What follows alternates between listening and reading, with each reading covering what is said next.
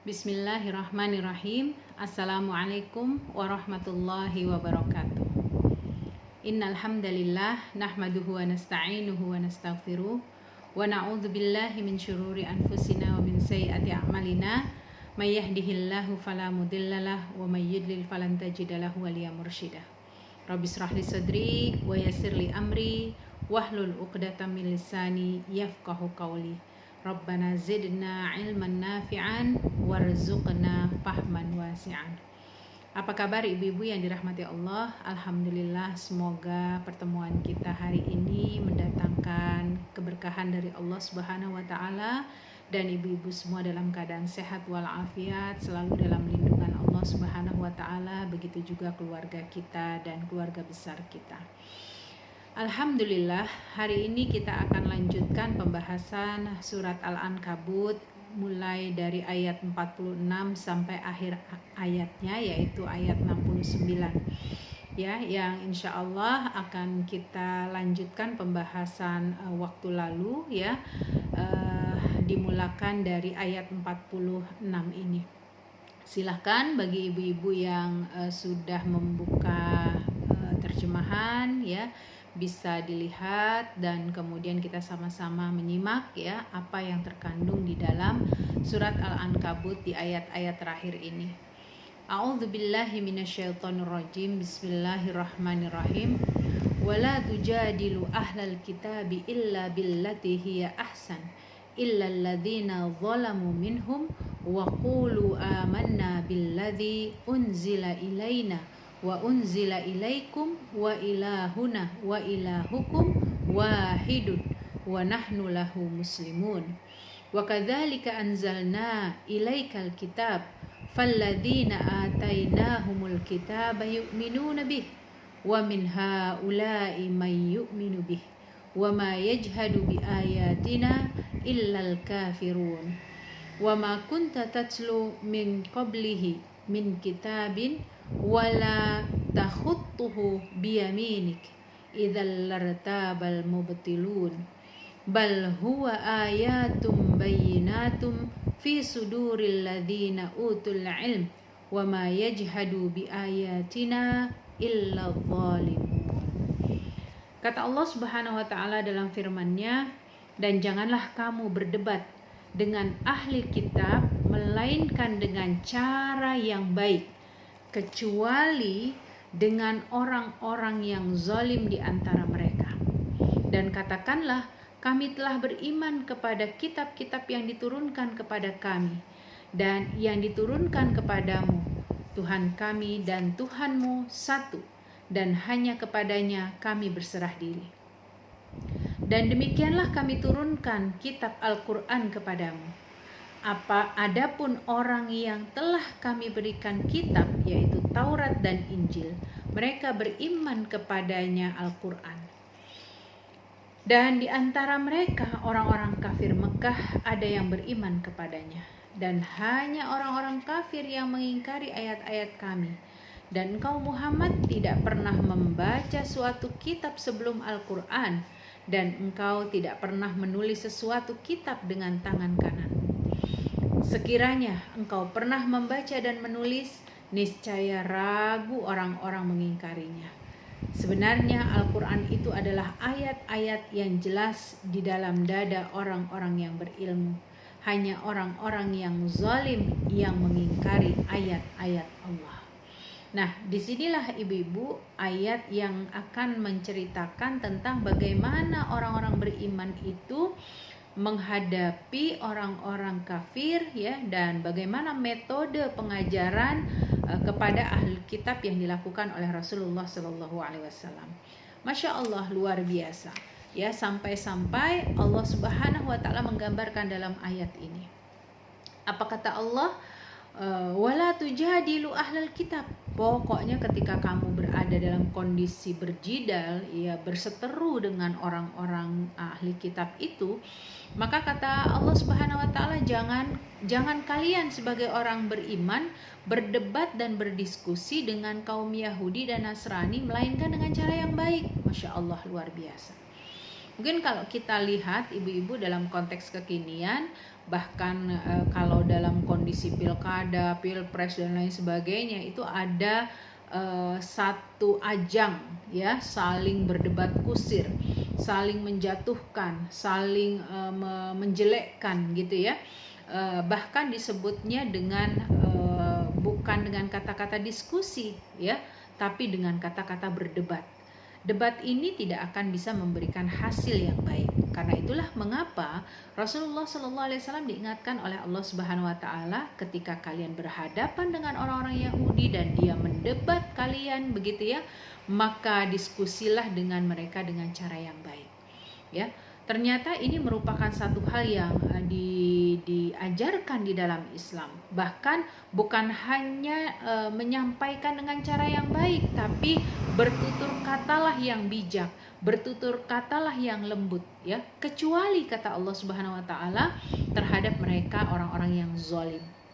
Kita tahu orang yang zalim ini adalah orang yang memang terang-terangan ya memperlihatkan ketidakimanan mereka, bahkan mungkin ada sebuah unsur penindasan, ada pembangkangan, ada penyombongan dan lain sebagainya. Maka kata Allah Subhanahu Wa Taala mereka itu memang udah nampak jelas gitu ya, memperlihatkan kesombongan mereka, memperlihatkan kemusuhan mereka. Maka dalam konteks menghadapi orang seperti ini boleh kita membalasnya dengan hal yang sama ya. Kemudian dan apalagi kalau mereka jelas-jelas memberikan pengumuman atau memberikan sebuah penguatan bahwa memang mereka itu memusuhi Islam.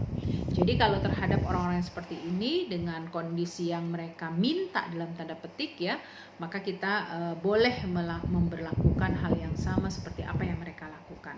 Tapi kalau secara keumuman ada orang yang bisa jadi dia berdebat dengan kita tanpa ada pengetahuan yang lebih baik begitu ya, maka debatlah mereka atau diskusilah dengan mereka dengan posisi yang baik, lembut, bijak ya, sehingga mereka mudah-mudahan bisa tertarik dengan dakwah yang kita sampaikan. Kemudian ini juga digambarkan ya, ditujukan kepada ahli kitab yang memiliki keinginan mencari tahu tentang hakikat agama mana yang benar. Hendaklah seseorang muslim itu berdialog ya, sebaik-baiknya diseru untuk mengesahkan Allah Subhanahu Wa Taala dan diingatkan kepada mereka agar tidak menyekutukan Allah. Nah, inilah ibu-ibu yang dirahmati Allah. Ternyata bagaimana Islam memberikan pengajaran terhadap cara mendebat, cara seseorang itu berhadapan dengan orang yang mencoba untuk mengelabui atau memberikan kondisi yang tidak baik gitu ya, ya intinya mencoba mendebat gitu ya. Karena itulah Allah Subhanahu Wa Taala mengingatkan di dalam ayatnya ya, yang dengan jelas-jelas disebutkan ya berkaitan dengan ini ya.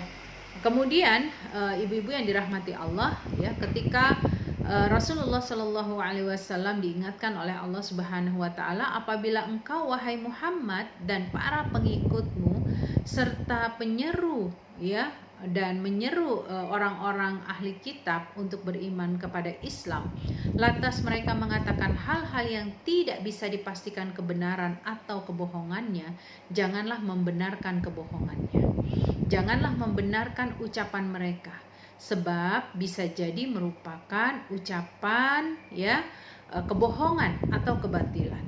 Namun kata Allah Subhanahu Wa Taala, jangan pula mendustakannya, sebab bisa jadi apa yang mereka ucapkan itu adalah kebenaran. Tapi ucapkanlah kepada mereka apa yang diucapkan oleh Rasulullah SAW kepada orang-orang Yahudi dan Nasrani ini. Kami beriman kepada Al-Quran yang diturunkan kepada kami ya, kalian dan seluruh manusia, untuk memberikan penjelasan bahwa Al-Quran itu bukan hanya diturunkan untuk umat Islam ya, tetapi itu untuk orang-orang yang berada di sekitar Rasulullah Sallallahu Alaihi Wasallam, tidak lain dan tidak bukan rahmatan lil alamin. Di situ menjadi seruan juga untuk orang-orang kafir, seruan juga untuk orang Yahudi, Nasrani begitu ya. Sebagaimana kami juga beriman kepada Taurat dan Injil yang diturunkan kepada kalian, yaitu kitab yang diturunkan kepada Nabi sebelum aku, kata Rasulullah SAW. Jadi kita lihat bagaimana perintah dari Allah Subhanahu Wa Taala ketika berhadapan dengan orang Yahudi, Nasrani, Rasulullah SAW diminta untuk berlemah lembut. Dan inilah cara mendebat ya kepada orang-orang yang memang pada hakikatnya mereka itu menghadirkan pertanyaan-pertanyaan atau perilaku-perilaku disesuaikan dengan pengetahuan yang mereka miliki. Ada mereka yang pada hakikatnya memang menolak, terjadi penolakan secara hakiki. Nanti insya Allah akan ada pembahasannya. Jadi ketika mereka udah tahu siapa Tuhan mereka, siapa yang memberi rezeki, tapi mereka tetap membandel, mereka tetap berada dalam kekufuran.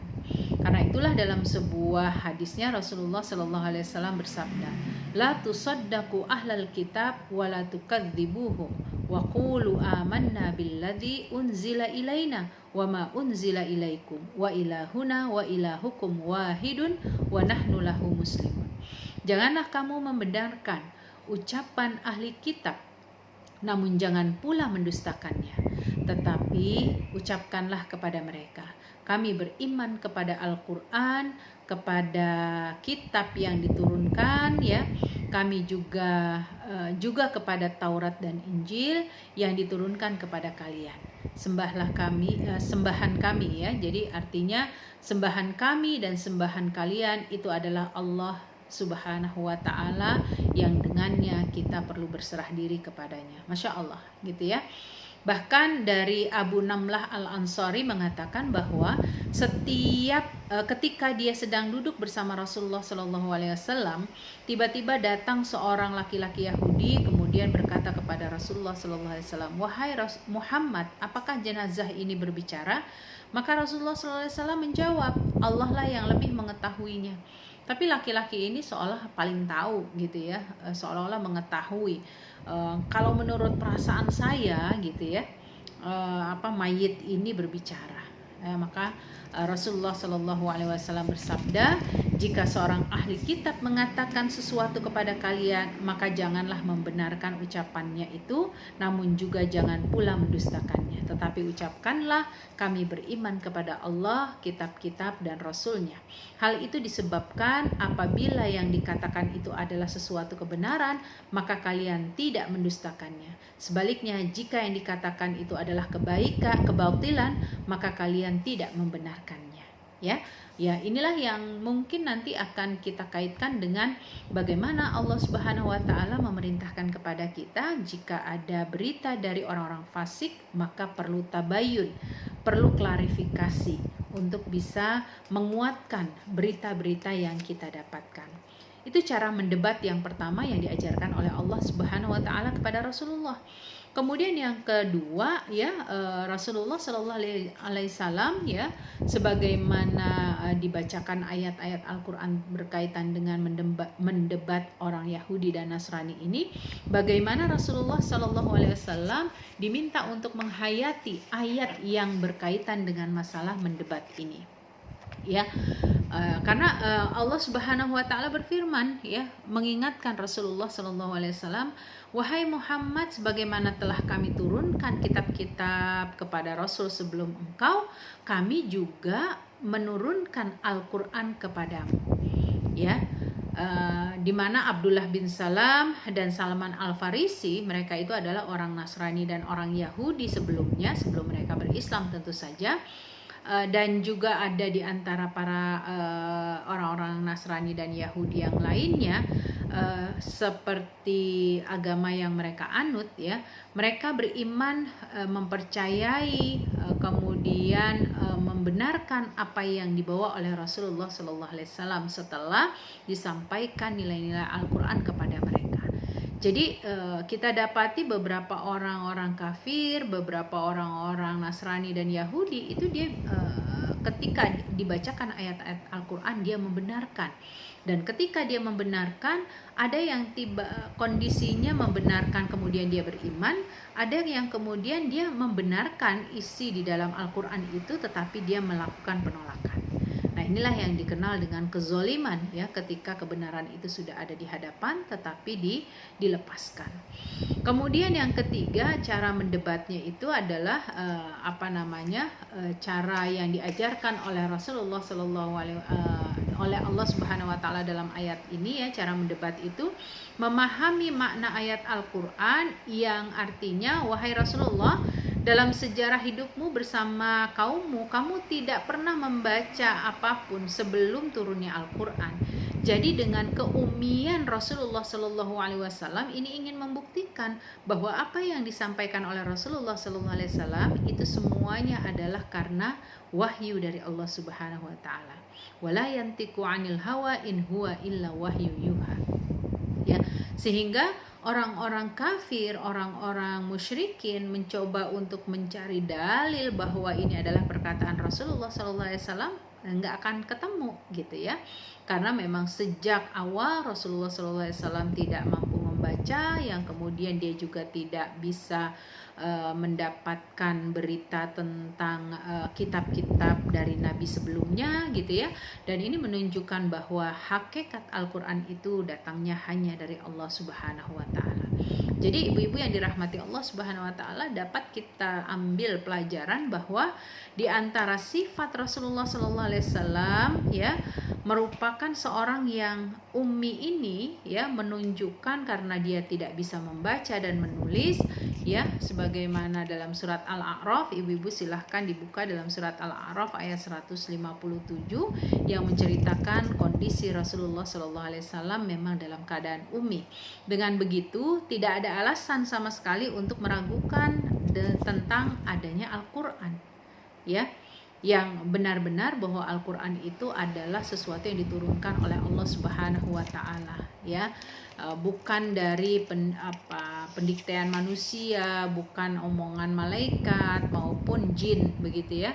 Hanya saja sekalipun hakikat Al-Quran itu sudah menjadi sudah menjadi pedoman kebenaran gitu ya, tetapi tidak sedikit kaum musyrikin tetap mengambil dalih penolakannya ya. Jadi memang tidak bisa dipungkiri ya, sekalipun Al-Quran itu sudah didatangkan oleh Allah Subhanahu wa Ta'ala kepada Rasulullah Sallallahu Alaihi Wasallam sebagai pembawa rahmatan lil alamin ini, tetapi banyak di antara kaum musyrikin yang tetap menolak ya. Sebagaimana yang disebutkan, bal huwa ayatum bayyinatun fi suduril ladzina utul ilm wa ma yajhadu bi ayatina illa dzalimun ya, bahwa Al-Quran merupakan bukti yang sangat jelas menunjukkan pada kebenaran yang terpatri pada hati para ulama ya, ahli kitab dan lainnya. Dengan demikian tidaklah ada orang yang mengingkari dan mendustai ayat-ayat Allah yang terang benderang ya, tidak ada keraguan di dalamnya ya. Ini dan tidak juga ada orang yang merendahkan dan menolaknya.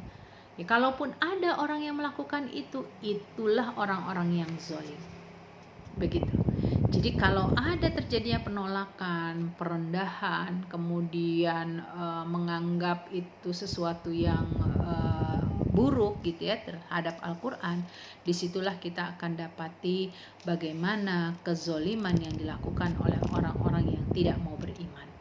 Jadi kesimpulannya ibu-ibu di ayat yang baru saja kita perdengarkan, sesungguhnya Al-Quran itu bukan buatan manusia ya, karena dia bukan buatan manusia ya, dan sekaligus ini menunjukkan pembuktian yang sangat jelas bahwa apa yang dibawa oleh Rasulullah SAW adalah kebenaran, baik itu di dalam Al-Quran terdapat sebuah perintah, ada larangan ya, semuanya ini dipahami dengan baik gitu ya, dihafal oleh para ulama-ulama kita, hingga kita bisa mendapatkan pembahasan ya, pembelajaran ilmu yang sangat luar biasa berkaitan dengan nilai-nilai yang terdapat di dalam Al-Quran. Di dalam sebuah Sahih Bukharinya ya, Rasulullah SAW bersabda, tidak seorang nabi pun melainkan diberi sesuatu atau mukjizat yang dengan menyaksikannya orang-orang menjadi beriman. Adapun mukjizat yang diberikan kepadaku adalah wahyu dari Allah Subhanahu wa Ta'ala. Itulah sebabnya aku berharap menjadi nabi ya, yang paling banyak pengikutnya di antara mereka para nabi. Karena apa yang disampaikan oleh Allah Subhanahu wa taala di dalam Al-Qur'an itu menjadi pegangan Rasulullah Shallallahu alaihi wasallam. Jadi jelas bagi kita bagaimana ayat-ayat ini memberikan banyak pembelajaran kepada kita. Bagaimana berdialog dengan orang-orang ahli kitab, kemudian bagaimana seseorang itu betul-betul meyakini tentang nilai-nilai Al-Quran yang dibawa oleh Rasulullah Sallallahu Alaihi Wasallam ini jelas, terang benderang, dan akan menjadikan petunjuk hidup bagi siapa saja yang mengikutinya. Kemudian ibu-ibu yang dirahmati Allah, kita buka ayat selanjutnya, yaitu ayat 50 sampai 55. Di mana di ayat ini Allah Subhanahu wa taala menggambarkan tentang beberapa permintaan kaum musyrikin agar Rasulullah Shallallahu Alaihi Wasallam itu didatangkan mukjizat-mukjizat yang bersifat indrawi sehingga mereka bisa lihat, gitu. Ya, mereka tuh ngeles gitu ya, kalau saya mungkin bicaranya gitu, mengelak gitu ya untuk beriman dengan apa yang dibawa oleh Rasulullah, sehingga pertanyaan mereka itu macam-macam. Ayo deh coba tunjukin gitu ya, seperti apa yang dimiliki oleh Nabi Musa begitu ya, Nabi Isa, Nabi Idris, dan nabi-nabi yang lain begitu. Makanya di ayat ini sangat jelas ya bagaimana Allah Subhanahu wa taala menggambarkan. Kita buka ibu-ibu ayat selanjutnya, yaitu ayat 50 sampai ayat 55 ya. Wa qalu laula unzila alaihi ayatun min rabbih qul innamal ayatu 'indallahi wa innama ana nadhirum mubin awalam yakfihim anna anzalna 'alaikal kitaba yutla 'alaihim inna fi dzalika la rahmatan wa dzikra liqaumin yu'minun qul kafaa billahi baini wa bainakum syahidan ya'lamu ma fis samawati wal ard walladzina amanu bil batili wa kafaru billahi ulaika humul khasirun. Kemudian ayat selanjutnya, wa yasta'jilunaka bil adzab walaula ajalun musamma laja'ahumul adzabu wala ya'tiyannahum baghtatan wa hum la yash'urun. Yasta'jilunaka bil adzabi wa inna jahannama la muhitatun bil kafirin yauma yaghshahumul adzabu min fawqihim wa min tahti arjulihim wa yaqulu dzuqu ma kuntum ta'malun. Ya, jadi di ayat ini ibu-ibu digambarkan ya bahwasanya dan orang-orang kafir Mekah berkata, ya, mengapa tidak diturunkan mukjizat-mukjizat dari Tuhannya? Katakanlah Muhammad, mukjizat-mukjizat itu terserah kepada Allah, ya. Aku hanya sebagai pemberi peringatan yang jelas. Apakah tidak cukup bagi mereka bahwa kami telah menurunkan kepadamu Al-Quran yang dibacakan kepada mereka? Sungguh dalam Al-Quran itu terdapat rahmat yang besar dan pelajaran bagi orang-orang yang beriman. Katakanlah Muhammad, cukuplah Allah menjadi saksi antara aku dan kamu. Dia mengetahui apa yang di langit dan di bumi, dan orang-orang yang percaya kepada yang batil dan ingkar kepada Allah, mereka itulah orang-orang yang merugi. Dan mereka meminta kepadamu agar segera diturunkan azab, atau bukan karena waktunya yang telah ditetapkan. Niscaya datang azab kepada mereka, dan azab itu pasti akan datang kepada mereka dengan tiba-tiba, sedang mereka tidak menyadarinya. Mereka meminta kepadamu agar segera diturunkan azab, dan sesungguhnya neraka jahanam itu pasti meliputi orang-orang kafir pada hari ketika azab menutup mereka dari atas dan dari bawah kaki mereka, dan Allah berkata kepada mereka, rasakanlah balasan dari apa yang telah kamu rasakan, ya, apa yang kamu kerjakan. Dan kita lihat ibu-ibu yang dirahmati Allah. Jadi dari ayat ini memberikan penjelasan, ya, bahwa orang-orang musyrik itu karena memang tabiat mereka membangkang, tabiat mereka sombong ya, ingin melawan dari apa yang mereka dapatkan dari nilai kebenaran ya, sehingga apa, mereka mencoba mencemooh. Kalau kayak begitu Muhammad, coba dong, kamu tuh punya dong mukjizat yang kelihatan gitu loh fisiknya gitu. Karena kan kalau di ayat ini memang digambarkan Rasulullah SAW mendapatkan mukjizat berupa Al-Quran. Nah sementara mereka beranggapan bahwa Al-Quran itu atau wahyu Allah dalam hal ini, karena kita ketahui di zaman Rasulullah SAW belum dalam bentuk pembukuan. Ya, jadi mereka mengatakan coba dong ditunjukin ya yang bisa kami lihat, ya kami rasakan, ya artinya panca indera mereka tuh bisa mengetahuinya begitu. Maka apa kata Allah Subhanahu wa taala? Katakanlah kepada mereka wahai Muhammad bahwa masalah penurunan bukti serta pengiriman mukjizat itu adalah haknya Allah, bukan manusia, bahkan bukan Rasulullah Shallallahu Alaihi Wasallam. Mereka mengetahui bahwa apa yang mereka mintakan itu adalah sesuatu yang bisa jadi tidak akan mungkin bisa mereka dapatkan.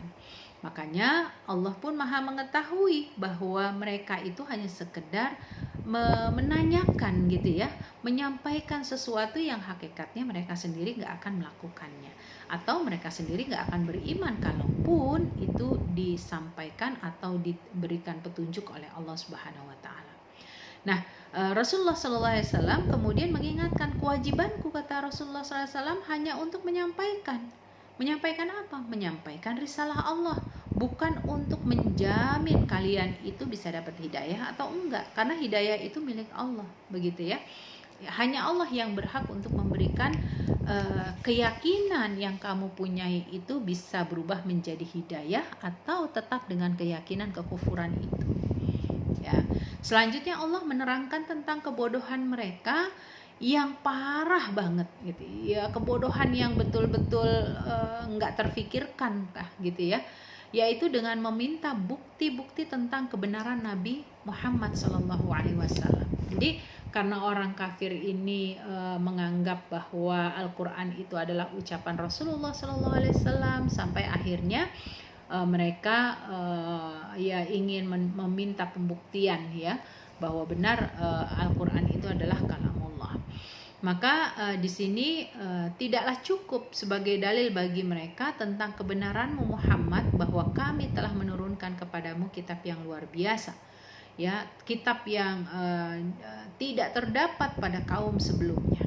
Karena kitab ini adalah kitab yang diturunkan oleh Allah kepada Rasulullah SAW melalui malaikat Jibril, di mana Rasulullah SAW dalam keadaan ummi, dalam keadaan tidak bisa membaca.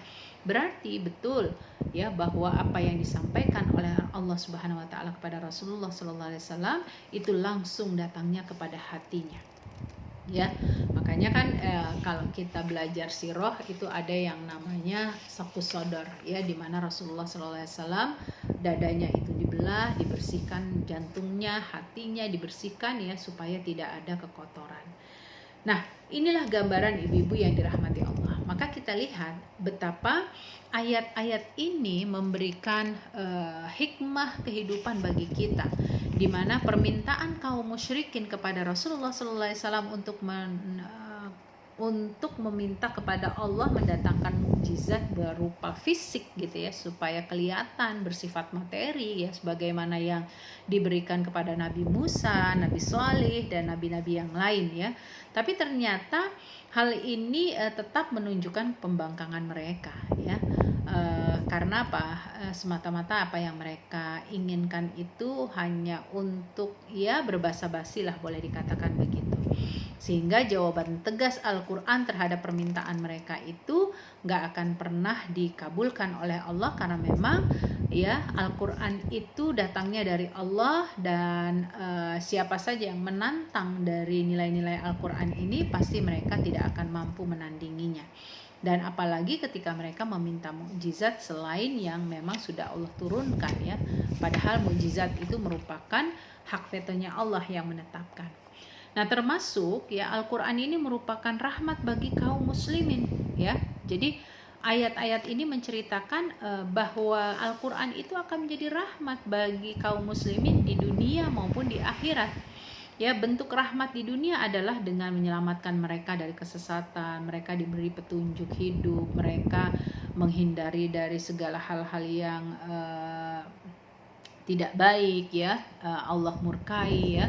Sementara dalam bentuk akhirat mereka itu menghindarkan diri mereka itu jatuh pada neraka ya, lebih menghindari diri mereka jauh dari siksa api neraka. Jadi itulah manfaat Al-Qur'an ya. Al-Qur'an merupakan peringatan bagi umat Islam di dunia ya, untuk menunjuki mereka pada kebenaran. Inilah mukjizat terbesar yang dimiliki oleh Rasulullah SAW yang sampai hari ini kita terus menjaganya. Mudah-mudahan atas izin Allah penjagaan ini Allah izinkan kita ikut berpartisipasi menjaganya, menghafalnya gitu ya, walaupun sesuai dengan kemampuan yang kita miliki pada saat ini, dan yang lebih baik lagi mampu mengamalkannya ya. Maka ketika orang-orang kafir ini mencoba untuk menantang ya, orang-orang Yahudi dan Nasrani ini menantang dalam artian berikan mukjizat yang kelihatan gitu ya, maka bagi mereka yang berdusta ini kata Allah Subhanahu wa taala, katakan wahai Muhammad, cukup ya Allah Subhanahu wa taala sebagai saksi atas kebenaran Muhammad ya, dengan apa yang dia bawa. Jadi kalau cukup Allah yang menjadi saksi, sudah ya, kita hanya beriman kepada Allah. Kemudian Allah Subhanahu wa taala berfirman, ya'lamu ma fis samawati wal ard. Ya, mengandung arti apa? Bahwa Allah Subhanahu wa taala mengetahui segala sesuatu, yang merupakan bentuk penegasan siapa saja yang mendustakan ya Al-Qur'an, mendustakan kenabian Rasulullah sallallahu alaihi wasallam, maka sungguh mereka mendapatkan keburukan begitu ya. Mereka tidak akan mendapatkan hidayah dari sisi Allah Subhanahu wa taala. Sesungguhnya orang-orang musyrik atau orang-orang kafir yang beriman kepada kebatilan ya, beriman kepada kebatilan loh ya, baik yang pada hakikatnya pada jin dan lain sebagainya ya, sungguh mereka itu adalah orang-orang yang merugi di akhirat ya.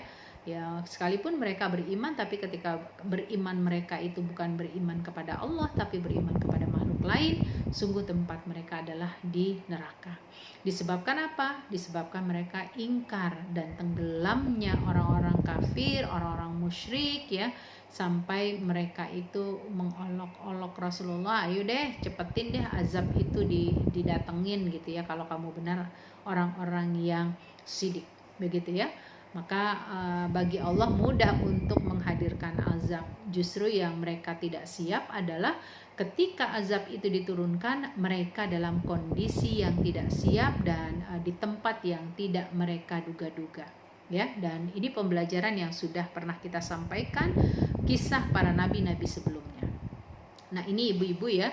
Jadi rahmat kepada manusia ya, dan pemberian kesempatan yang cukup bagi kaum muslimin, kemudian juga kaum Nasrani dan Yahudi, itu sebetulnya waktu yang diberikan oleh Allah kepada mereka untuk memperbanyak taubat. Ketika mereka makin menunda-nunda, mereka makin ngeles begitu ya, maka tentu tempat mereka di hari kiamat itu adalah neraka ya. Nah, kemudian ibu-ibu di ayat 56 sampai 60 di sini ada cerita tentang perintah Allah Subhanahu wa taala kepada Rasulullah sallallahu alaihi wasallam hijrah ya, di mana ketika di satu tempat itu tidak lagi mereka bisa menjalankan syiar-syiar Islam. Ya, silakan ibu-ibu dibuka ayatnya ya. Wahai hamba-hambaku yang beriman, sungguh bumiku luas, maka sembahlah aku saja. Setiap yang bernyawa akan akan merasakan mati. Kemudian hanya kepada Kami kamu dikembalikan.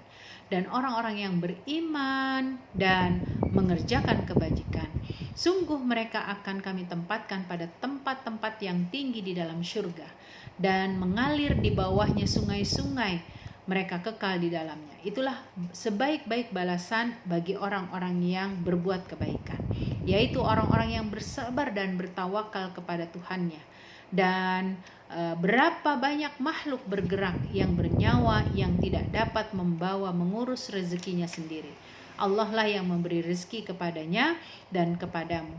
Dia Maha mendengar, Maha mengetahui. Jadi sangat jelas bagi kita bagaimana di ayat ini ya, ketika Rasulullah Shallallahu Alaihi Wasallam ya di dalam sebab turunnya ayat ya yang mengisahkan, wabil khusus di ayat 56 itu turunnya itu berkenaan dengan orang muslim yang lemah di Mekah yang mengalami kesempitan dalam menampakkan keislaman mereka. Jadi ketika mereka berislam, mereka punya rasa takut gitu ya, seperti orang kaumnya Nabi Musa kan dulu begitu.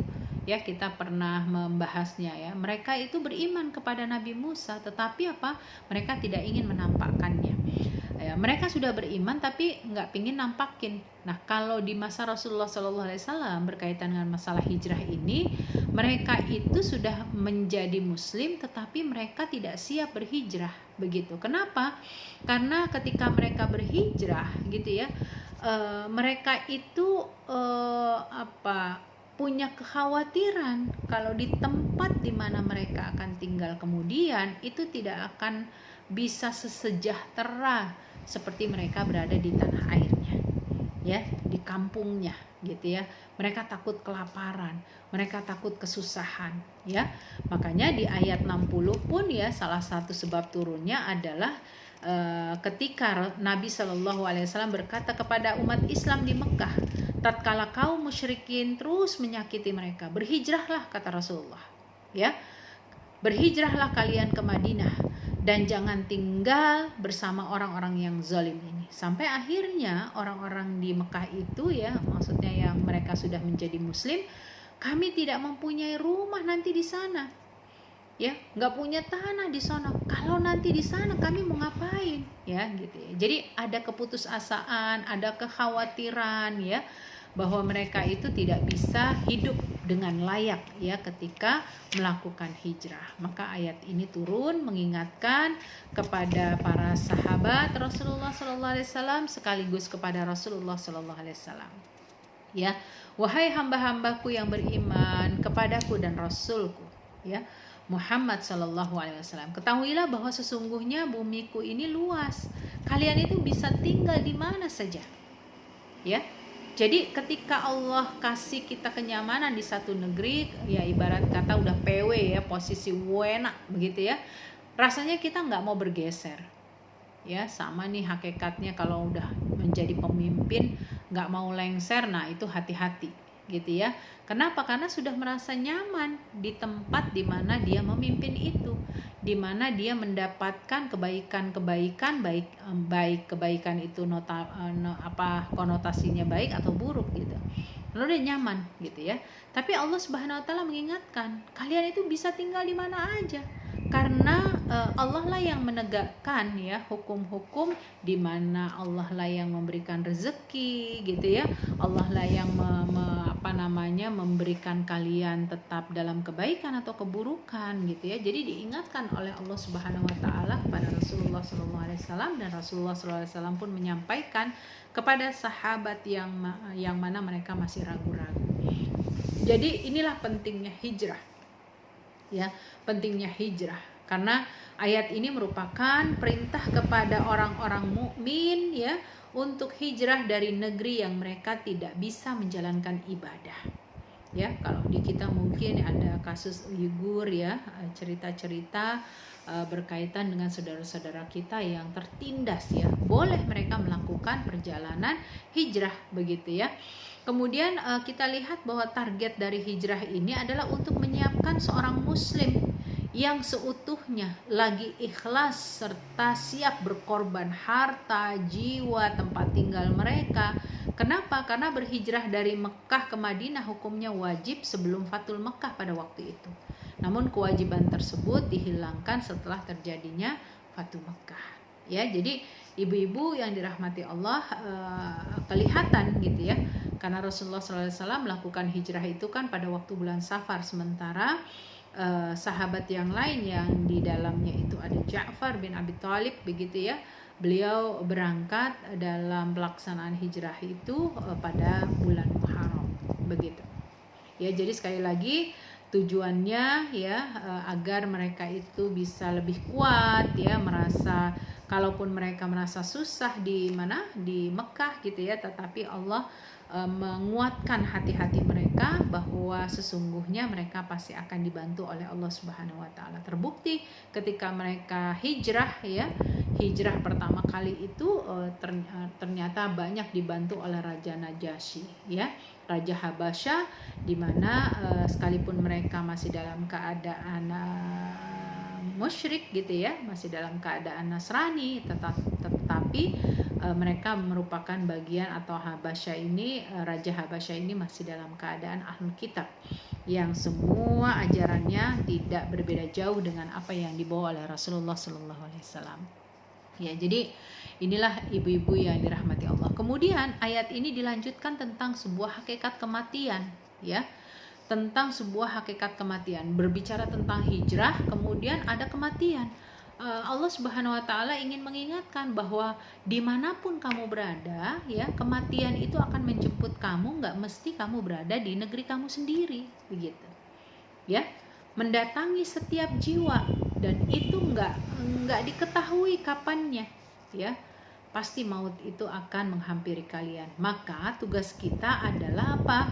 Mencoba melakukan ketaatan demi ketaatan dimanapun kita berada ya. Jangan sampai ketaatan kita ini pupus pada saat Allah mencabut nyawa kita. Kita berharap semuanya itu masih dalam koridor pelaksanaan amal soleh dan ketaatan-ketaatan kita di hadapan Allah pada saat kita dicabut nyawanya. Jadi ibu-ibu yang dirahmati Allah ya, sesuatu yang paling tidak harus kita selamatkan adalah ketika Allah Subhanahu wa taala menggambarkan orang-orang yang hijrah di jalan Allah, di mana mereka betul-betul yakin dan beriman ya, bersabar dengan jalan hijrah yang mereka lakukan, karena sifat dari orang beriman dan melakukan amal soleh itu adalah sabar dan tawakal sebagaimana disebutkan dalam ayat ini. Karena itu Allah akan memberikan ganjaran apa? Ganjaran surga ya, bagi mereka yang menjalankan perintah Allah, dilalui dengan sabar, dihadapi dengan tawakal kepada Allah. Surga bagi mereka yang di dalamnya mengalir air-air yang membuat mereka nyaman berada di dalamnya ya. Jadi ayat ini ya memberikan pesan agar kita senantiasa bersabar dan bertawakal. Yang dimaksud dengan tawakal di sini adalah memiliki pengetahuan bahwa Allah Subhanahu wa taala adalah penjamin rezeki. Jadi karena ini adalah bicara tentang masalah hijrah, Rasulullah SAW diingatkan untuk menyampaikan kepada kaumnya, pada umatnya, agar mereka bersabar dan Allah lah yang akan mencukupkan kehidupan mereka. Jadi jangan pernah merasa takut dengan apa yang sudah mereka dapatkan. Nah, ibu-ibu yang dirahmati Allah Subhanahu wa taala. Jadi ayat-ayat ini betul-betul menginspirasi ya buat kita yang kadang-kadang sudah PW di satu tempat ya, akhirnya menyebabkan kita tidak mau berlepas. Kemudian ibu-ibu di ayat 61 sampai 63 ini berbicara tentang pengakuan orang-orang musyrik terhadap Tuhan yang Maha Mencipta, memberi rezeki dan menghidupkan. Jadi ini kan sesuatu yang aneh begitu ya. Karena di ayat 61 sampai 63 ini menggambarkan bahwa orang-orang Nasrani, orang-orang Yahudi itu ternyata percaya gitu ya. Kalau ditanya siapa yang menciptakanmu, ya ada Tuhan, begitu ya. Siapa yang memberikan kamu rezeki? Ya dia yakin bahwa Allah lah yang memberikan rezeki. Tetapi sekali lagi, karena tindakan, arogansi, kesombongan yang mereka miliki, maka akhirnya mereka itu berlepas diri ya dari kebenaran yang mereka punya.